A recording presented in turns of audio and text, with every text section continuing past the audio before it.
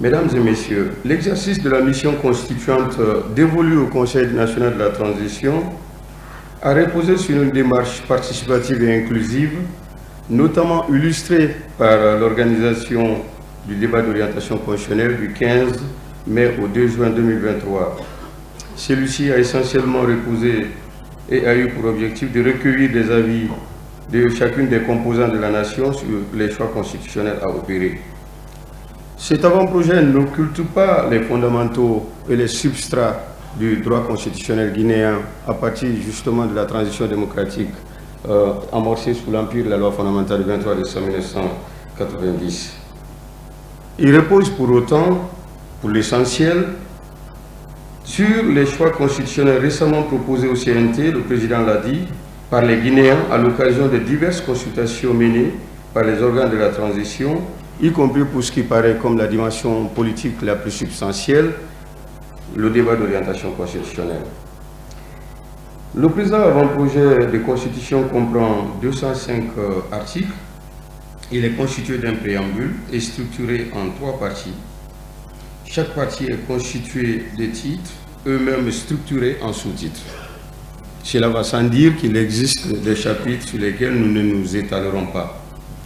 La première partie est consacrée à l'État, aux principes fondamentaux de la République, aux droits et devoirs.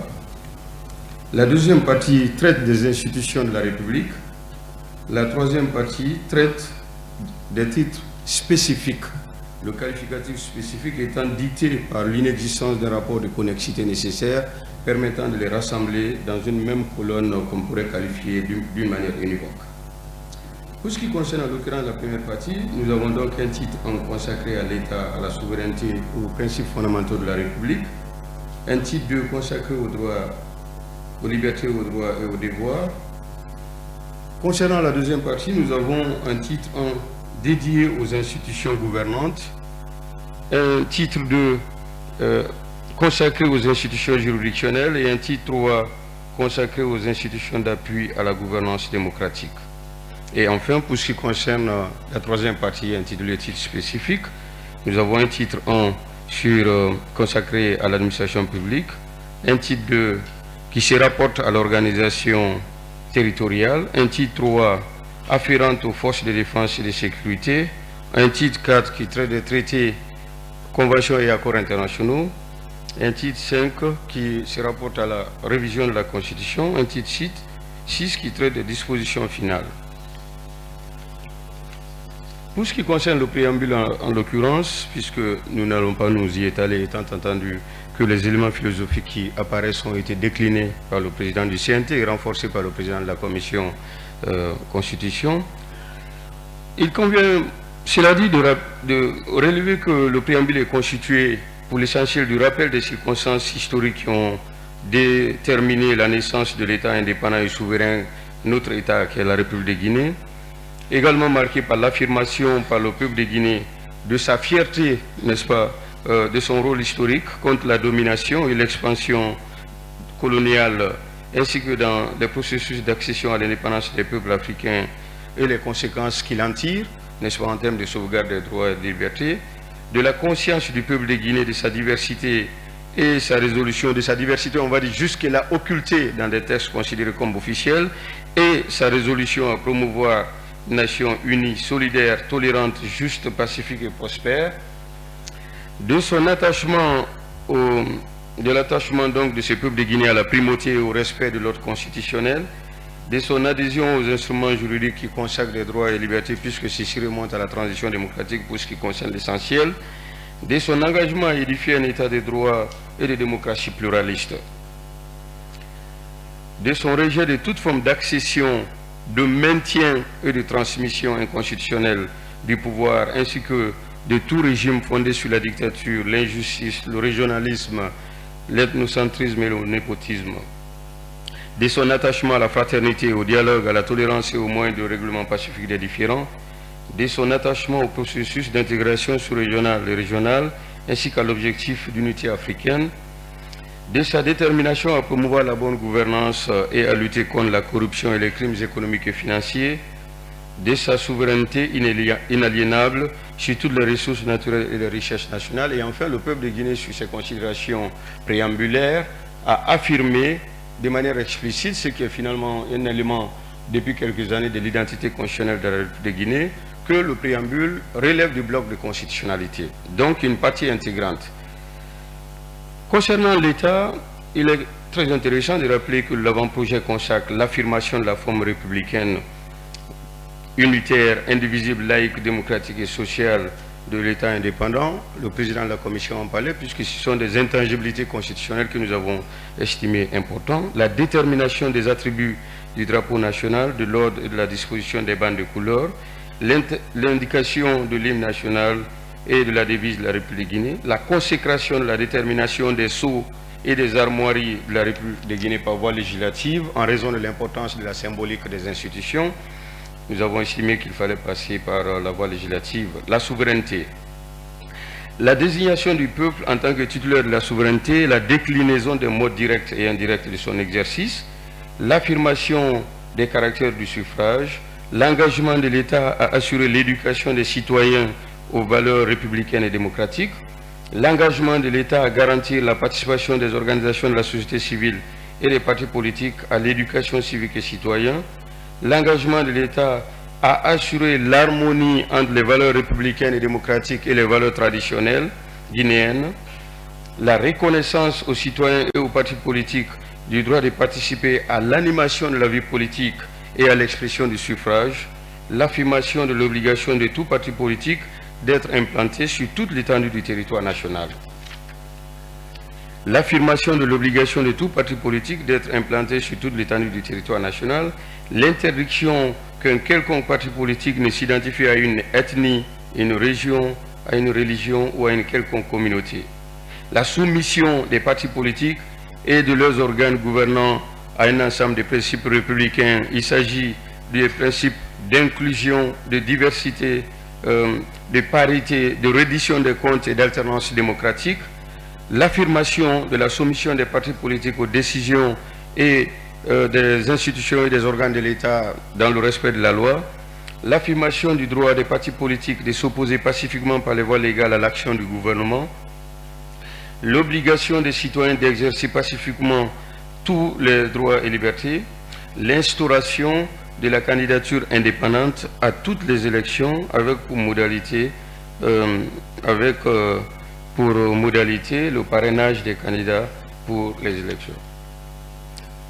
Concernant le sujet des langues, l'affirmation du statut de langue officielle du français, l'engagement de l'État à garantir l'enseignement des langues nationales, l'engagement de l'État à garantir la traduction des lois et des actes officiels de la République dans les langues nationales, le renvoi à une loi organique d'orientation linguistique, de la détermination des langues qualifiées de nationales et des modalités d'application de cette disposition considérée comme une disposition essentielle. Les principes fondamentaux de la République. L'avant-projet est marqué justement par l'édiction d'un ensemble de principes considérés comme fondamentaux, qualifiés de principes fondamentaux de la République. L'État s'engage à respecter et à faire respecter les principes fondamentaux ci-après.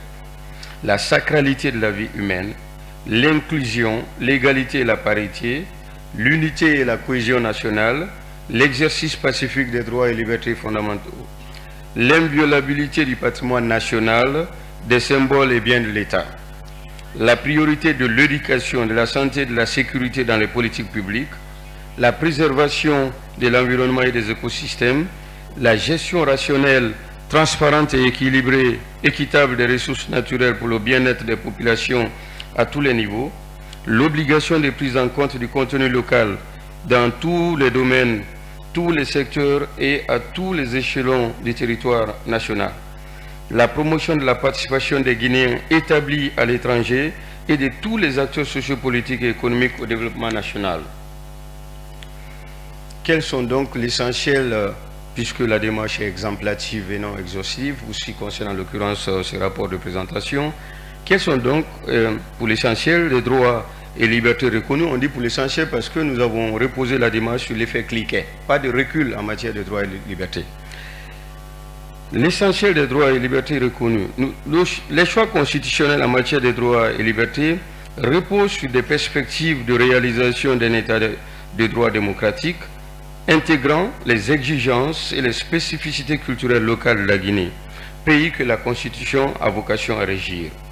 Ils sont ainsi nécessairement inspirés par l'esprit de la transition démocratique voulue par les constituants de la loi fondamentale du 23 décembre 1990 et l'essentiel de mutations apportées en termes notamment de liberté de la presse, de pluralisme politique et syndical. Les droits ont donc été catégorisés selon une typologie classique, droits civils et politiques reconnus. L'avant-projet de Constitution consacre la liberté et l'égalité ontologique des êtres humains qui ne peuvent faire l'objet de discrimination basées sur l'ethnie, la région, la religion, la couleur de la peau, le sexe, le patronyme, la langue, l'état physique ou mental, ainsi que les croyances et les opinions politiques, philosophiques ou religieuses.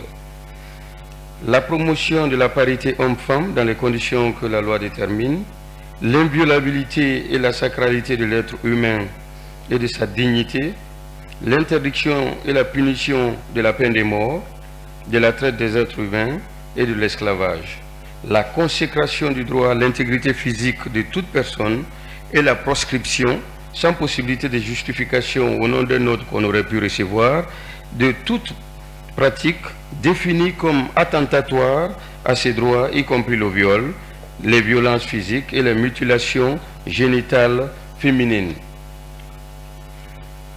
La consécration des exigences fondamentales d'un procès équitable. La liste est longue sur ce point. Le droit de cortège et de manifestations pacifiques. Le droit des citoyens de former des associations et des sociétés.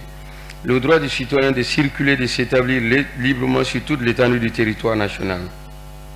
La liberté de tout citoyen d'entrer et de sortir du territoire national sans entrave ni restriction, sauf celles prononcées par le juge pour des raisons déterminées par la loi et dans les formes qu'elle prescrit. L'interdiction de contraindre quiconque au déplacement forcé et à l'exil. La garantie du droit d'asile. Le droit de toute personne au respect de sa vie privée et familiale. L'inviolabilité de l'intimité de la vie privée et du domicile. La garantie du droit de propriété et la soumission corrélative de toute expropriation à l'exigence d'une cause d'utilité publique déclarée et d'une juste et préalable indemnisation. La garantie de la liberté de conscience et de culte. La garantie de la liberté d'expression, de la liberté de la presse et de la liberté de la communication. La garantie de la liberté de création des organes de presse dans les conditions prévues par la loi. La garantie du droit d'accès à l'information publique. La garantie du droit de pétition des citoyens inscrits sur une liste électorale pour avoir une incidence ou un rôle déterminant dans le fonctionnement des institutions parlementaires. Le droit des Guinéens établis à l'étranger à la participation à la vie de la nation. Sur cet aspect, l'État s'engage à créer des conditions nécessaires à la participation des Guinéens établis à l'étranger à la vie de la nation. La garantie de leur représentation au sein du Parlement. Droit de toute personne à la compréhension de la Constitution, un droit nouveau. L'État s'engage à assurer l'enseignement de la vulgarisation et la vulgarisation de la Constitution, intégrer l'enseignement de la Constitution dans les programmes de formation aux différents cycles scolaires, professionnels, universitaires, ainsi que dans ceux dédiés aux forces de défense et de sécurité. Vulgariser la Constitution dans les langues nationales par tout moyen de communication des masses, en particulier par la radio, la télévision et l'Internet. Les droits et libertés ont été formulés, donc les droits et libertés évoqués, ont été formulés d'une manière prenant en compte l'histoire politique de Guinée, les mutations récentes, la culture et l'équilibre entre la responsabilité du citoyen et les modalités réalistes de son épanouissement. Droits économiques, sociaux et culturels. L'avant-projet consacre un ensemble de droits économiques, sociaux et culturels. Le droit à l'éducation. La garantie à toute personne du droit à l'éducation et à la formation. La prescription du caractère prioritaire de l'éducation nationale. L'engagement de l'État à promouvoir l'éducation civique à tous les âges. La garantie de la gratuité l'accès obligatoire et le maintien des enfants à l'école jusqu'à l'âge de 16 ans, la garantie aux jeunes Guinéens de la gratuité dans les institutions de formation et d'enseignement supérieur public, de la formation professionnelle, technique et de l'enseignement supérieur à tous les cycles.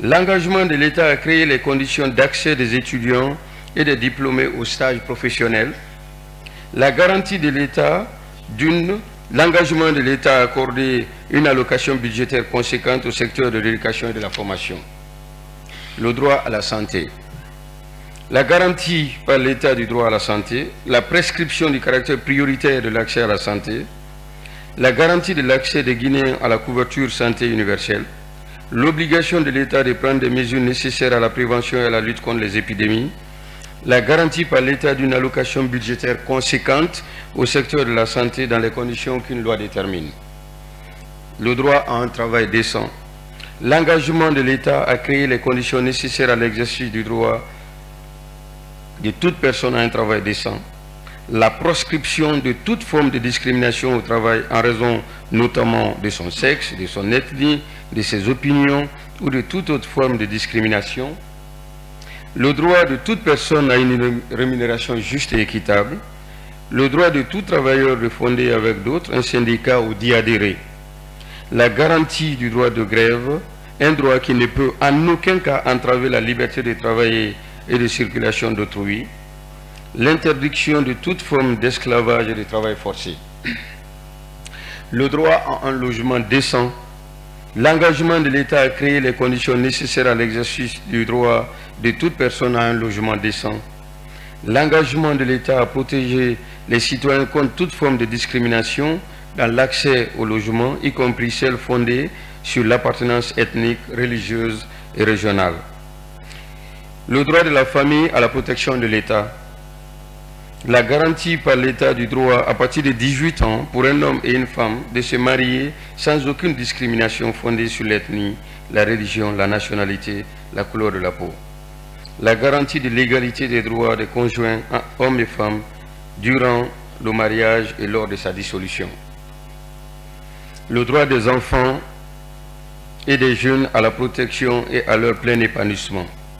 Sur cet aspect, l'État s'engage à créer les conditions de la participation des jeunes à la vie de la nation. Il s'engage à prendre des mesures nécessaires à la protection des enfants et des jeunes contre l'exploitation, l'abandon, la délinquance, l'abus sexuel, la maltraitance, la traite humaine, l'exode rural et la migration irrégulière. L'État institue un service civique et militaire obligatoire pour tous les jeunes, à partir de 18 ans, dans les conditions qu'une loi détermine. Le droit des personnes en situation de handicap au bien-être dont l'État crée les conditions nécessaires. Sur cet aspect, l'État s'engage à créer les conditions nécessaires à l'accès des personnes en situation de handicap à la formation, aux emplois publics et privés, aux infrastructures à usage public et aux moyens de transport public. Prendre des mesures également, un engagement nécessaire à la protection des personnes en situation de handicap contre les violences sexuelles, la traite et toute forme de discrimination et de maltraitance.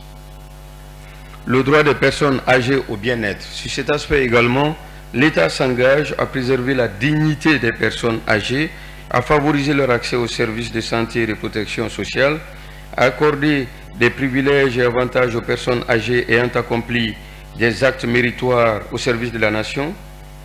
Les droits économiques, sur cet aspect, les droits économiques, sociaux et culturels reconnus ont été formulés avec une philosophie, le souci de la création des conditions normatives, de l'inclusion de toutes les catégories sociales dans la redistribution des richesses nationales, la promotion de l'épanouissement et de la dignité du citoyen, quel que soit son âge. Droit à un environnement sain. L'avant-projet consacre le droit de toute personne à un environnement sain et consacre également comme crime imprescriptible le transit, l'importation, le stockage, le déversement sur le territoire national de déchets toxiques ou polluants et tout accord qui s'y rapporte. Pour ce qui concerne l'ensemble des droits civils et politiques, économiques, sociaux et culturels et le droit au développement sain consacré, l'avant-projet annonce de manière explicite l'inviolabilité et l'inaliénabilité des droits et libertés consacrés. dans le même sens, elle prescrit l'impossibilité qu'une situation d'urgence ou d'exception ne puisse justifier la violation des droits humains. La consécration des droits de liberté a appelé la consécration corrélative des devoirs. L'avant-projet consacre, notamment en tant que devoir, le devoir des parents de veiller à l'éducation, à la santé et au bien-être de leurs enfants. Le devoir des enfants à l'obéissance, aux soins et à l'assistance à leurs parents.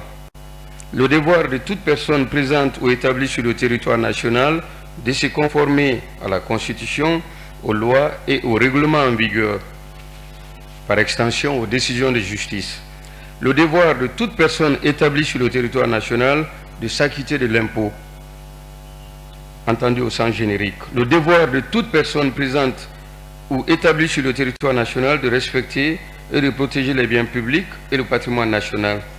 Le devoir de toute personne investie d'un mandat public de l'accomplir avec responsabilité, loyauté, intégrité, impartialité et neutralité. Le devoir de toute personne d'œuvrer pour le bien-être commun et le vivre ensemble. Le devoir de toute personne de participer aux actions de secours et d'assistance en cas de péril ou de calamité. Le devoir de loyauté de tout citoyen envers la patrie. Le devoir de tout citoyen de participer aux élections, de promouvoir l'alternance démocratique, le pluralisme politique et syndical, ainsi que tous autres principes et valeurs démocratiques consacrés par le présent avant-projet. Le devoir de tout citoyen de défendre l'intégrité du territoire national et de s'opposer à toute forme d'accession, de maintien et de transmission inconstitutionnelle du pouvoir. Le devoir de tout citoyen de contribuer à la préservation de l'ordre constitutionnel. Au-delà de ces considérations qui se rapportent, puisqu'on sait finalement qu'il y a un article 7 de la Déclaration des droits de l'homme qui considère qu'une constitution, c'est d'abord droit et liberté, une constitution, c'est ensuite les institutions. La deuxième partie est donc consacrée aux institutions qui ont été qualifiées par l'avant-projet de constitution de la République. Ces institutions de la République, sont de trois ordres. Premièrement, les institutions gouvernantes. Deuxièmement, les institutions juridictionnelles, il n'est pas écrit judiciaire. Troisièmement, les institutions d'appui à la gouvernance démocratique. Pour ce qui concerne le premier aspect se rapportant en l'occurrence aux institutions gouvernantes, nous avons le président de la République, l'Assemblée nationale, le Sénat, le gouvernement. Pour ce qui se rapporte aux institutions juridictionnelles, nous avons la Cour constitutionnelle, la Cour suprême, la Cour des comptes, la Cour spéciale de justice, le Conseil supérieur de la magistrature.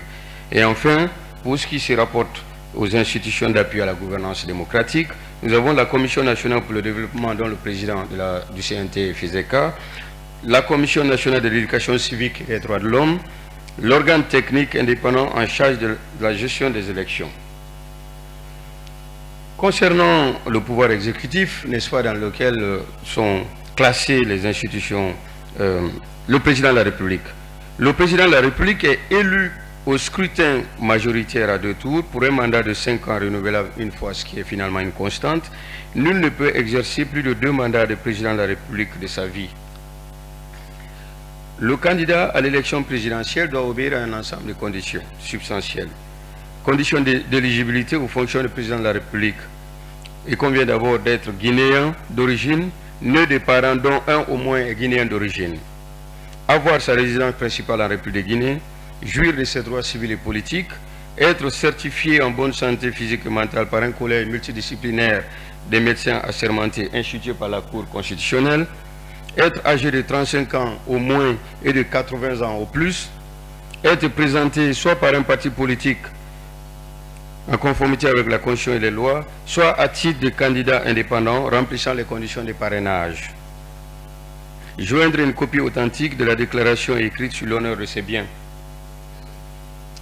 Quelques principes, la démarche est exemplative et non exhaustive, régissent les candidats dans la conduite des campagnes électorales. D'abord, premièrement, le principe d'égalité des candidats en termes d'accès et d'utilisation des moyens de communication et d'information publique pendant la campagne. L'obligation des candidats à l'élection présidentielle de participer au débat obligatoire, donc radio-télévisées organisées au premier et au deuxième tour par la Commission de régulation de la communication et de l'audiovisuel. Le terme obligatoire, le qualificatif n'est pas un lapsus. Monsieur le Président, sous votre contrôle, c'est juste que je ne l'ai pas noté dans le rapport. Donc c'est bien un débat obligatoire.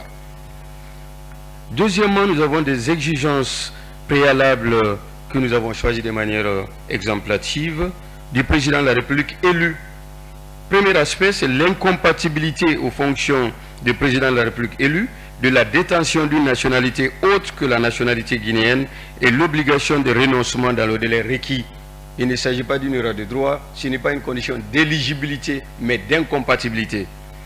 La prestation de serment du Président de la République devant Dieu et devant le peuple de Guinée, l'obligation... Monsieur le Président, permettez-moi de dire bienvenue aux honorables religieux, parce que j'ai totalement occulté cet aspect. Maintenant que je suis arrivé à Dieu, je me suis rappelé. Merci. Désolé. Ok. L'obligation du Président de la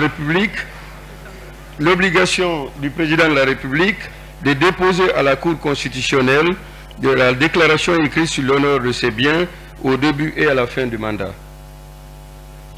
Quels sont donc les pouvoirs du Président de la République? Les pouvoirs du Président de la République sont définis, encore une fois, puisque le Président a annoncé les exigences philosophiques qui ont commandé chaque choix constitutionnel. Les pouvoirs du Président de la République sont définis avec le souci de l'équilibre entre la nécessité de lui accorder les moyens de gouverner et l'exigence de prévenir son hégémonie dans le fonctionnement des institutions. Voilà pourquoi, d'abord, nous avons consacré la reconnaissance au Président de la République des pouvoirs inhérents à son statut d'arbitre, de garant du fonctionnement régulier des institutions, de l'indépendance nationale et de l'intégrité du territoire. Il a été également reconnu au Président de la République le pouvoir d'orienter et de contrôler la mise en œuvre de la politique de la nation, le pouvoir réglementaire, le pouvoir d'accréditer les ambassadeurs et les envoyés extraordinaires auprès des États et des organisations internationales, le droit de grâce, le droit de prononcer une fois par an le discours sur l'état de la nation devant la conférence des institutions et des élus locaux convoqués par le Parlement. Mais si ces pouvoirs lui ont été consacrés, encore une fois, c'est une démarche exemplative, les attributions constitutionnelles du Président ont été considérées comme à encadrer, non pas en termes de suppression, mais en termes d'accroissement des interactions. L'encadrement du pouvoir de nomination du Président de la République aux hautes fonctions civiles et militaires. Dans le rapport d'abord avec les organes exécutifs et les dirigeants des administrations assimilées. Premièrement, la définition des critères de choix des personnes à nommer aux hautes fonctions civiles et militaires, le Président de la République nomme sur la base des principes de probité, d'inclusion, de compétence et de représentation territoriale. Deuxièmement, définition limitative dans une loi organique des hautes fonctions civiles et politiques auxquelles le Président de la République nomme. Soumission de la nomination par le Président de la République aux fonctions de Premier ministre et des membres du gouvernement à l'avis préalable du Sénat consécutif à une séance d'audition à huis clos des personnes proposées. Soumission de la nomination par le Président de la République aux fonctions de gouverneur et de vice-gouverneur de la Banque centrale, des directeurs de régie financière de l'État, des premiers responsables des corps de contrôle de l'État à l'avis préalable du Sénat consécutif à une séance d'audition à huis clos des personnes proposées. Dans les rapports avec les forces de défense et de sécurité, soumission de la nomination par le Président de la République aux fonctions de chef d'état-major général des armées à l'avis préalable du Conseil supérieur de la défense nationale consécutif à une séance d'audition à huis clos de l'officier proposé. L'encadrement strict des conditions de recours au référendum législatif par le Président de la République,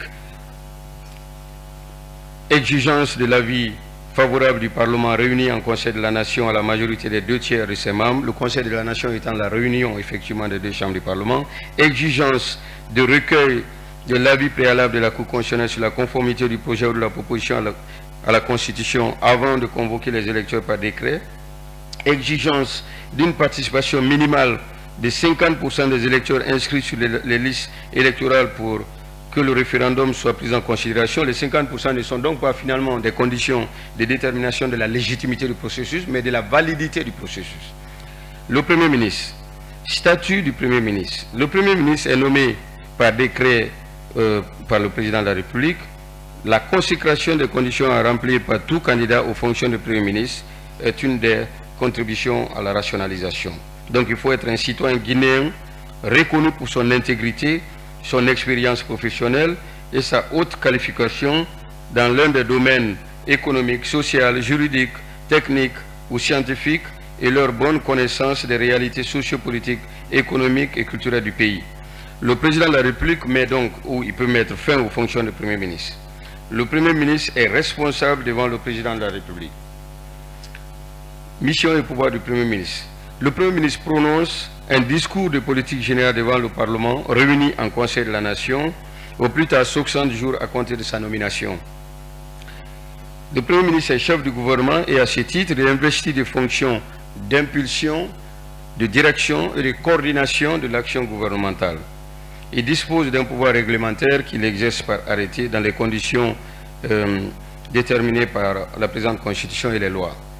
Il nomme aux emplois civils limitativement définis par une loi organique sur la base des principes de probité, d'inclusion, de compétences et de représentation territoriale. Le Premier ministre propose au président de la République pour nomination des membres du gouvernement. Il est responsable de la promotion de la bonne gouvernance.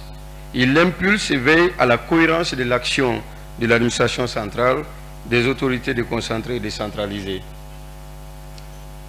Le statut de Premier ministre a des implications en termes d'avantages. Avantages dus au statut de Premier ministre. La consécration du bénéfice par les anciens Premiers ministres d'avantages matériels et financiers et d'une protection dans les conditions déterminées par une loi organique. La consécration du droit des Premiers ministres d'être chargés de missions spéciales par le président de la République. Le gouvernement. Le gouvernement est investi, n'est-ce pas, du pouvoir de définir et de mettre en œuvre la politique de la nation sous l'autorité du président de la République. L'affirmation de la responsabilité solidaire des membres du gouvernement devant le président de la République. L'affirmation de la responsabilité des membres du gouvernement de la direction de leurs départements respectifs devant le Premier ministre. L'affirmation de l'autorité du Premier ministre dans ses relations avec chaque membre du gouvernement. Tout membre du gouvernement auquel le Premier ministre requiert des informations, des documents ou des explications liées à la gestion de son département est tenu d'y répondre. L'affirmation du principe de la responsabilité solidaire du Premier ministre et des ministres des décisions du Conseil des ministres. Le pouvoir législatif, aspect préliminaire, donc des généralités. L'institution, donc la création d'un Parlement bicaméral constitué d'une Assemblée nationale et d'un Sénat. La réunion des deux chambres du Parlement est qualifiée de Conseil de la Nation. La durée de la législature concernant l'Assemblée nationale est de 5 ans. Elle est de 6 ans concernant le Sénat. La présidence de session du Conseil de la Nation est faite par le président de l'Assemblée nationale ou, en cas d'indisponibilité ou d'empêchement de ce président de l'Assemblée nationale, par le président du Sénat. L'organisation par le Parlement une fois par an de la conférence des institutions et des élus locaux. Une conférence regroupant l'ensemble des membres des institutions de la République, des membres des conseils régionaux et des maires. L'institution d'une session ordinaire unique commençant le 5 octobre et prenant fin le 15 juillet. Chaque chambre du Parlement est régie par une loi organique. Assemblée nationale.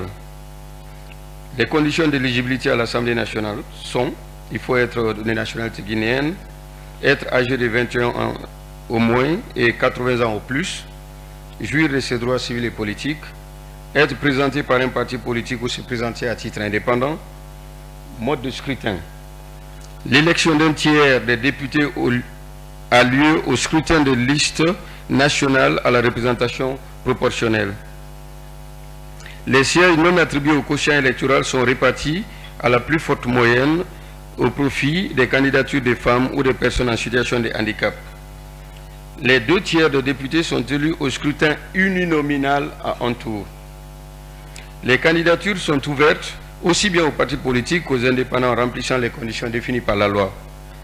La définition des circonscriptions électorales obéit au principe d'égalité des citoyens dans les modalités d'expression du suffrage. Compétences législatives. L'Assemblée nationale vote seule la loi dans les diverses matières définies aux articles 116 et suivants et 17, sous réserve de celles qu'elle partage avec le Sénat conformément à l'article 113. Dans les nombreuses matières réservées à l'Assemblée nationale, elle maîtrise la procédure législative et est investie de l'initiative de la loi, du droit d'amendement et du droit d'adopter les lois sans aucune navette avec le Sénat. Le Sénat, aspect préliminaire, donc des généralités. Le Sénat est l'Assemblée représentative des collectivités décentralisées et des diverses composantes socio-professionnelles de la nation. La durée du mandat du sénateur est de 6 ans renouvelable. Le Sénat ne peut faire l'objet de dissolution. Conditions d'accession au statut de sénateur. Il faut être de nationalité guinéenne, jouir de ses droits civils et politiques, être âgé de 40 ans au moins et 80 ans au plus. Mode d'élection ou de désignation. Les 2/3 des sénateurs sont élus par le corps électoral constitué des conseillers régionaux et communaux. Le tiers des sénateurs est désigné par le président de la République et choisi parmi les entités socio-professionnelles les plus représentatives et les personnes aux ressources compétentes. L'accession aux fonctions des sénateurs est réservée aux citoyens reconnus pour leur probité, leur intégrité, leur expérience professionnelle et leur haute qualification dans l'un des domaines juridiques, politiques, économiques, social, culturels, religieux et scientifiques. Les fonctions des sénateurs sont incompatibles avec l'exercice de toute activité au sein d'un parti politique ou d'un mouvement politique. Compétences et missions du Sénat dans les matières non législatives. En matière de nomination, le Sénat rend des avis à la suite de séances d'audition sur les propositions de nomination aux hautes fonctions civiles et militaires. Le Sénat contribue à la promotion de la paix sociale et de l'unité nationale. À ce titre, il contribue à la prévention, à la gestion des conflits entre les différentes couches de la nation et au renforcement du dialogue interguinéen. Le Sénat est gardien des us, des coutumes et des valeurs morales et traditionnelles guinéennes. En matière législative, donc les compétences du Sénat en matière législative, le Sénat et l'Assemblée nationale votent la loi dans les matières concernant la création des collectivités décentralisées, les compétences et la libre administration des collectivités décentralisées, le régime des associations et des organisations assimilées, la promotion de la bonne gouvernance, la préservation du dialogue et de la cohésion et de l'unité nationale. L'Assemblée nationale et le Sénat votent les lois d'orientation, de plans et de programmes. Quelques aspects de la procédure législative concernant les relations entre le Sénat et l'Assemblée nationale dans les seules matières énumérées tout à l'heure.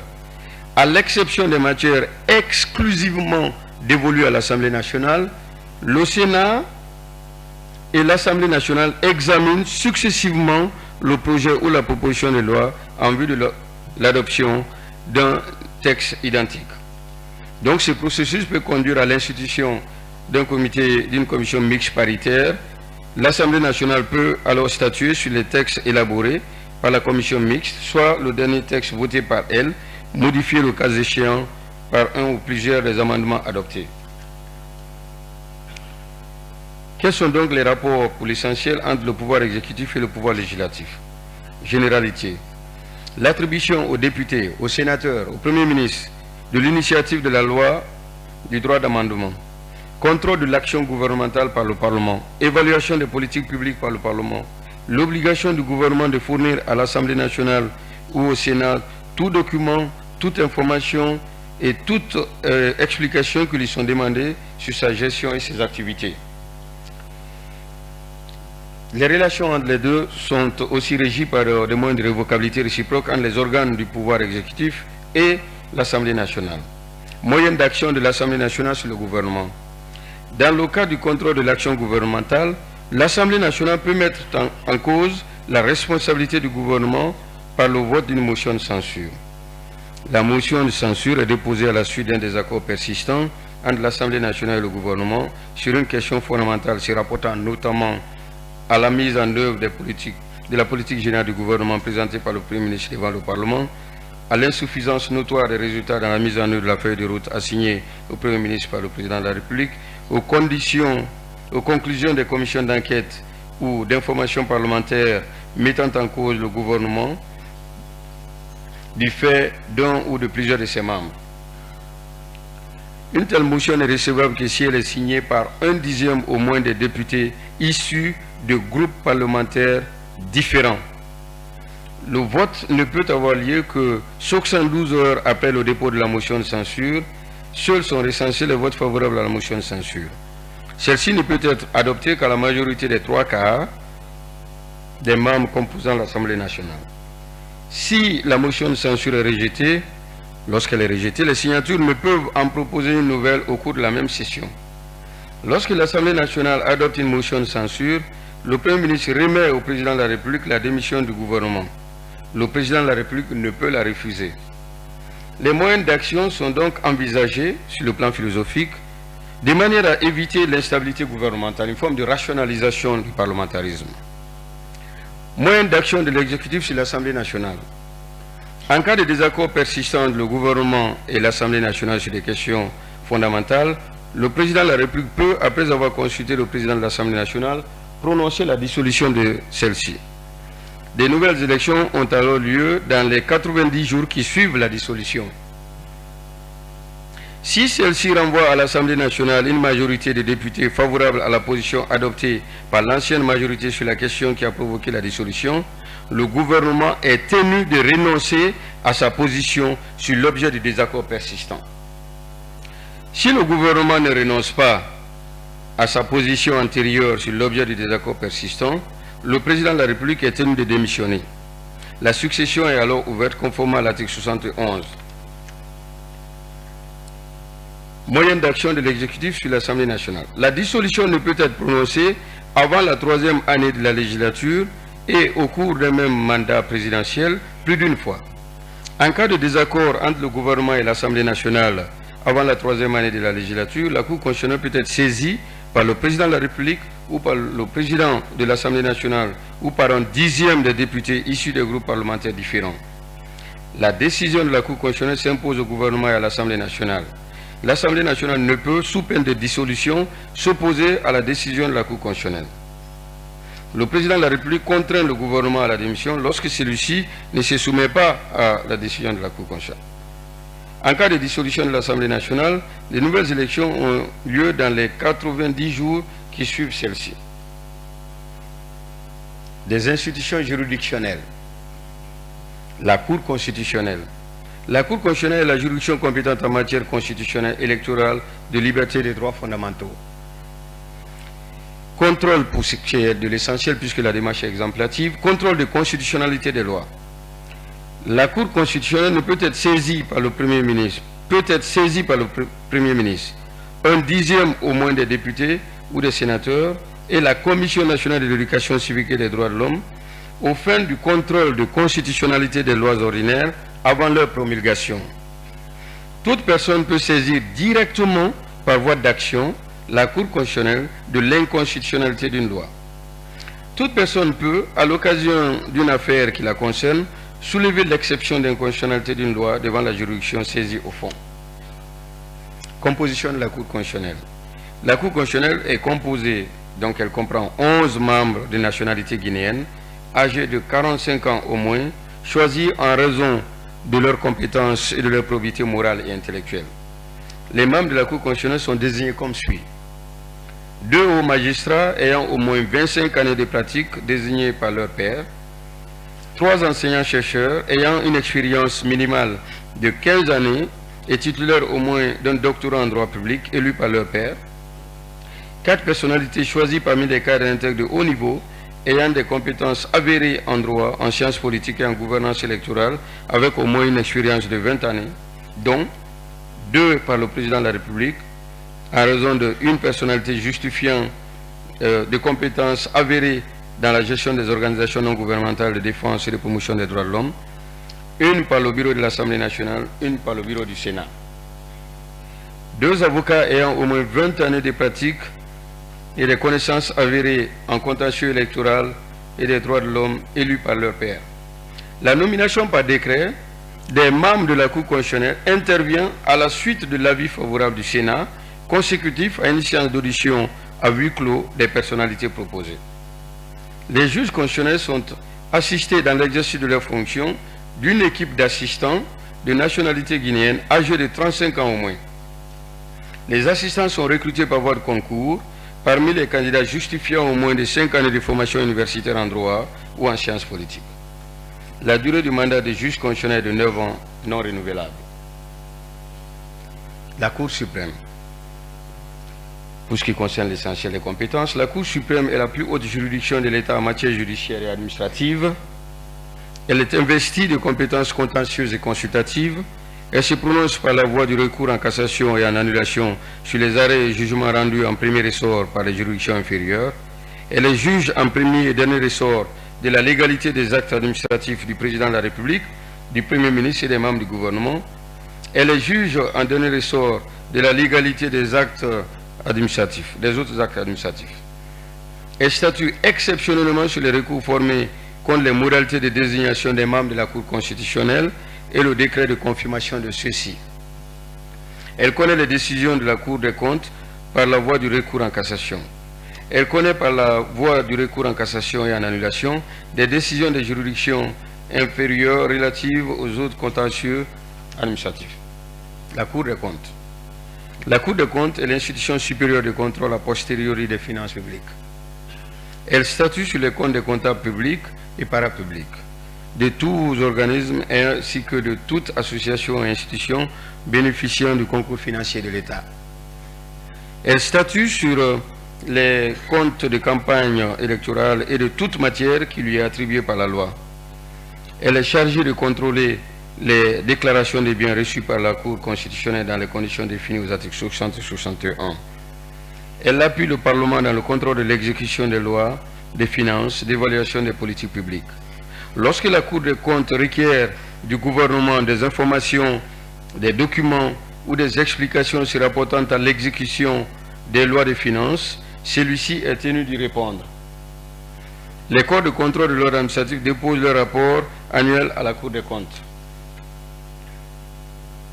La Cour spéciale de justice, compétence. La Cour spéciale de justice de la République est compétente pour juger le président de la République en cas de haute trahison, de crimes et délits commis dans l'exercice ou à l'occasion de l'exercice de ses fonctions.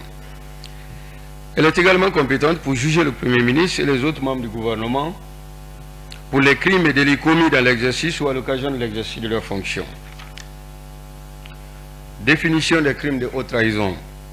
Il y a crime de haute trahison lorsque le président de la République viole son serment, est reconnu auteur, co-auteur, complice de violations graves et caractérisées des droits humains, est reconnu auteur d'apologie de la haine, de l'ethnocentrisme ou du régionalisme, est reconnu responsable d'actes attentatoires au maintien d'un environnement sain, durable et favorable au développement, compromet les intérêts nationaux en matière de gestion des ressources naturelles et des richesses nationales.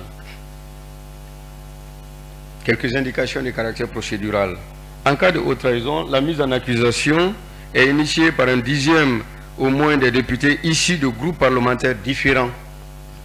Elle ne peut intervenir qu'à la suite d'un vote du Parlement réuni en Conseil de la Nation à la majorité des 2/3 des membres qui la composent au scrutin secret. Quelle est donc la composition de cette juridiction? La Cour spéciale de justice de la République est composée de 9 membres désignés comme suit. Un membre de la Cour suprême élu par ses pairs, un membre de la Cour constitutionnelle élu par ses pairs, un membre de la Cour des comptes élu par ses pairs, 3 députés appartenant à des groupes parlementaires différents élus par l'Assemblée nationale, 3 sénateurs élus par le Sénat. Les membres de la Cour spéciale de justice de la République sont désignés dès la 2e séance plénière du Parlement pour la durée de la législature. Le Conseil supérieur de la magistrature. Le Conseil supérieur de la magistrature est obligatoirement saisi sur avis de toute question saisi pour avis sur toute question concernant l'indépendance de la magistrature et la carrière des magistrats. Le Conseil supérieur de la magistrature, statuant comme conseil de discipline des magistrats, est présidé par le premier président de la Cour suprême. Le président de la République ne siège pas au Conseil supérieur de la magistrature, statuant en formation disciplinaire. Au-delà de ces institutions juridictionnelles, nous avons des institutions d'appui à la gouvernance démocratique. Les institutions d'appui à la gouvernance démocratique œuvrent à la promotion de la démocratie, de la bonne gouvernance et de l'état des droits dans les conditions définies par la présente Constitution et les lois. elles accomplissent leur mission en toute indépendance, intégrité, impartialité et transparence. Elles peuvent attirer l'attention du président de la République, du gouvernement, du président de l'Assemblée nationale et du président du Sénat sur toute réforme qui leur paraît conforme ou contraire à l'intérêt général dans leur domaine. La Commission nationale pour le développement. La Commission nationale pour le développement a pour mission de contribuer à la définition des stratégies nationales et régionales de développement.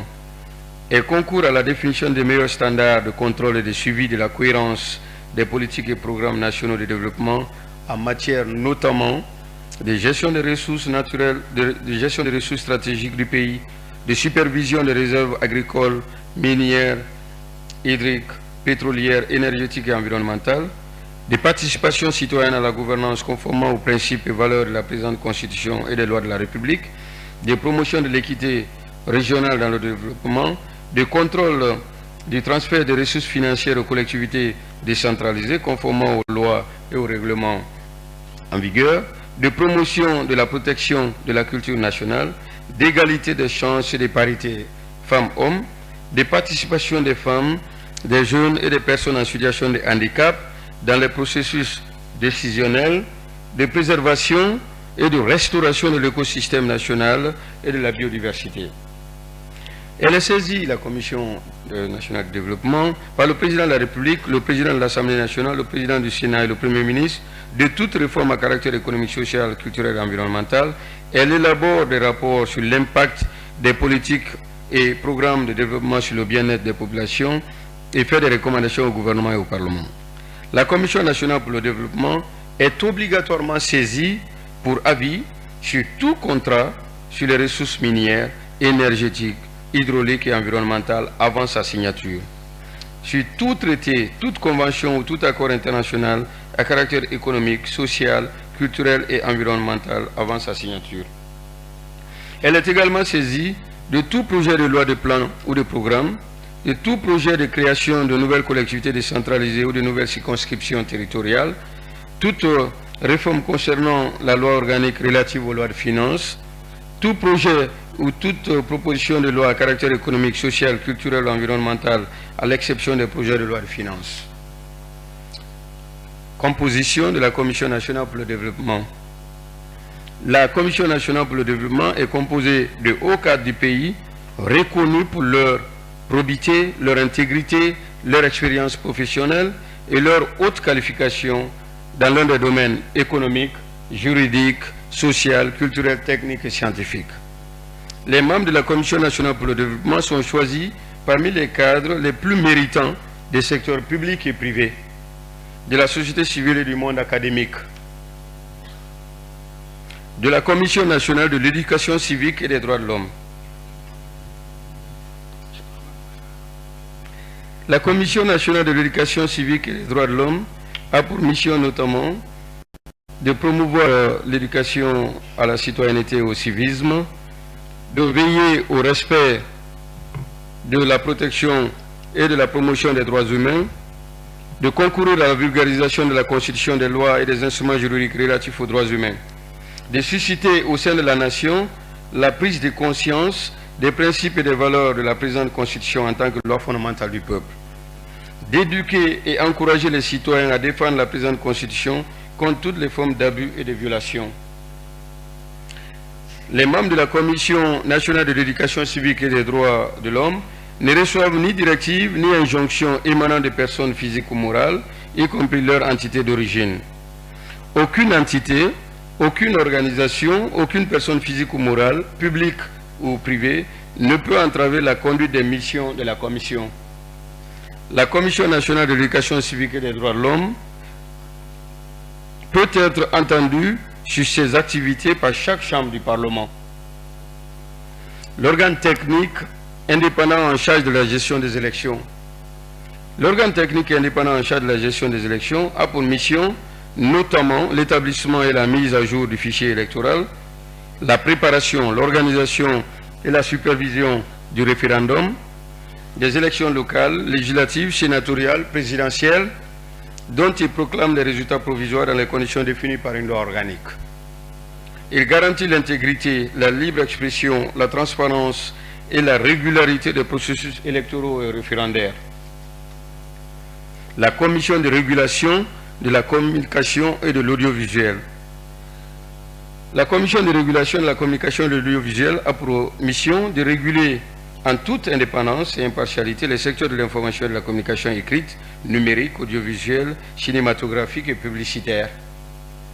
À ce titre, elle veille notamment au respect de la liberté d'expression et de la presse, des règles et conditions de production, de programmation, de diffusion des émissions relatives aux campagnes électorales par les médias, des statuts des professionnels de la presse, de l'éthique et de la déontologie par les journalistes et autres professionnels de la communication, de la dignité humaine et des droits de l'homme dans les programmes mis à disposition du public par les médias publics et privés, des dispositions proscrivant l'incitation à la violence, l'incitation à la haine et à toute forme de discrimination, les discours ou propos portant atteinte à la sécurité nationale, à l'ordre public, à la réputation, à l'honneur, à la dignité humaine et aux droits d'autrui, y compris par les promoteurs et utilisateurs des médias sociaux. Elle veille également à l'accès au traitement équitable par les médias des organisations de la société civile et des partis politiques. Les autorités administratives indépendantes. Les autorités administratives indépendantes sont des institutions de l'État investies d'une mission de protection des droits fondamentaux et de régulation économique des secteurs considérés comme essentiels et pour lesquels le gouvernement n'envisage pas d'intervenir directement. Elles exercent leur mission en toute intégrité, neutralité, impartialité et transparence. Elles disposent d'attributions administratives et juridictionnelles. Merci. L'administration publique. Troisième partie des titres spécifiques. L'administration publique. L'administration publique est au service exclusif des populations. Elle est apolitique, neutre et impartiale. Nul ne peut la détourner à des fins personnelles ou partisanes. Toute conduite partisane, ethnique et clanique est punie par la loi. L'organisation territoriale. Généralité sur l'organisation territoriale. L'organisation territoriale de la République repose sur la déconcentration et la décentralisation. Le territoire de la République est organisé en circonscriptions territoriales et en collectivités décentralisées. Les circonscriptions territoriales sont les provinces, les préfectures et les sous-préfectures. La création des circonscriptions territoriales, leur réorganisation et leur fonctionnement relèvent du domaine réglementaire. Les collectivités décentralisées sont les régions naturelles et les communes. La création des collectivités décentralisées ainsi que leur réorganisation relève du domaine de la loi. Toute initiative de création de nouvelles collectivités décentralisées ou de circonscriptions territoriales est soumise à l'avis préalable de la Commission nationale pour le développement, dont l'analyse repose notamment sur des critères de viabilité économique, d'homogénéité géographique, sociale et culturelle. Les collectivités décentralisées s'administrent librement par des conseils élus. Le régime spécifique des collectivités décentralisées. Les collectivités décentralisées ont pour mission d'œuvrer pour le développement économique, social, sanitaire, éducatif, culturel et sportif de leur territoire. Elles bénéficient de compétences transférées d'une autonomie de gestion. Elles bénéficient des ressources dont elles peuvent disposer librement dans les conditions définies par une loi. Les collectivités décentralisées bénéficient d'une part des ressources fiscales nationales pour faire face aux compétences transférées sur la base d'une péréquation définie par la loi. Le budget de l'année N ne peut être adopté par l'Assemblée nationale que lorsque les ressources déclarées au titre de l'année N-1 ont été effectivement rétrocédées aux collectivités locales. Tout transfert de compétences de l'État aux collectivités décentralisées doit être accompagné de l'attribution de ressources équivalentes à celles qui étaient consacrées à leur exercice. Toute création ou extension de compétences ayant pour conséquence d'augmenter les dépenses des collectivités décentralisées est accompagnée de ressources déterminées par la loi. Les forces de défense et de sécurité. Les forces de défense et de sécurité ont pour mission d'assurer la défense de l'intégrité du territoire et des intérêts supérieurs de la nation, de garantir le maintien et le rétablissement de l'ordre public dans les conditions définies par la loi, d'assurer la protection des personnes et de leurs biens, de participer au développement socio-économique et culturel du pays ainsi qu'aux travaux d'intérêt public, de participer aux missions de paix, de stabilité sous-régionale, régionale et internationale, de contribuer à la formation et à l'éducation civique des jeunes dans les conditions définies par la loi. Les forces de défense et de sécurité sont républicaines et apolitiques. Elles disposent du droit de vote. Elles sont au service de la nation et soumises à l'autorité civile légalement établie. Elles exercent leur mission dans le respect des droits de la personne humaine. Nul ne peut les détourner à ses propres fins. Elles sont en toutes circonstances tenues de respecter et protéger les institutions de la République et de s'abstenir de toute activité contraire à la Constitution, aux lois de la République ou de tout acte de nature à porter atteinte à la sûreté de l'État. Nul ne peut organiser des formations militaires, paramilitaires ou des milices à titre privé ou entretenir des groupes armés ou des milices. Des traités, conventions et accords internationaux. Le président de la République négocie et ratifie les traités, conventions et accords internationaux. Les traités, conventions et accords internationaux sont soumis à la ratification. La soumission des traités, accords et conventions internationaux exige l'approbation par l'Assemblée nationale. Donc, soumission de la ratification ou de l'approbation des traités ayant pour objet la cession, l'échange ou l'adjonction du territoire à une consultation préalable des populations par voie référendaire. Soumission des traités, conventions et accords internationaux à un contrôle obligatoire de conformité à la Constitution avant leur ratification. La révision de la Constitution. Généralité sur les exigences préalables de la révision. La révision de l'initiative de la révision de la Constitution appartient concurremment au président de la République et aux membres du Parlement. Tout projet de révision soumis à la procédure projet de révision soumis à une procédure référendaire et ensuite on verra projet soumis à une procédure parlementaire. Toute initiative de révision de la Constitution doit être annoncée préalablement par le président de la République à travers un discours à la nation. Pour être pris en considération, le projet ou la proposition de révision doit être adopté par le Parlement réuni en Conseil de la Nation à la majorité des 2/3 de ses membres. La révision de la Constitution est définitive lorsqu'elle a été approuvée par référendum à la majorité absolue des suffrages exprimés.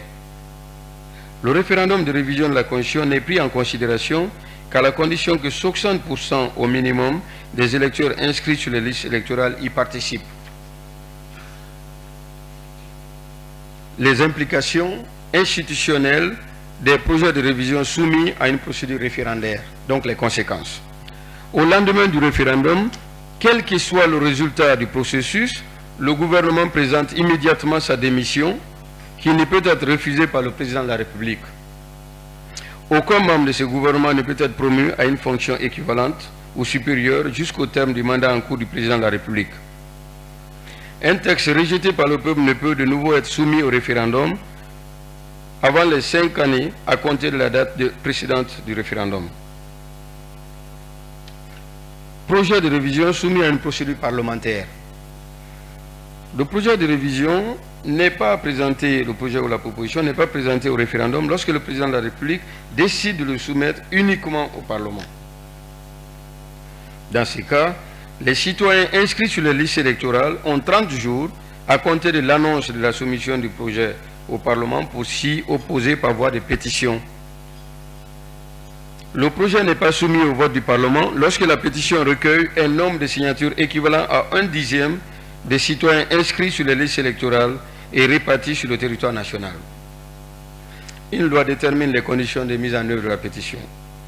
Au cas où le projet de révision constitutionnelle n'a pas fait l'objet d'opposition par voie de pétition ou que la pétition initiée n'a pas atteint le nombre requis de signatures, il est approuvé à la majorité des 3/4 des membres du Parlement réunis en Conseil de la Nation. Les implications institutionnelles du projet de révision soumis à la procédure parlementaire. Quelle que soit l'issue du processus, le président de la République procède à la dissolution obligatoire de l'Assemblée nationale. De nouvelles élections sont alors organisées dans les 90 jours à compter de la dissolution de l'Assemblée nationale.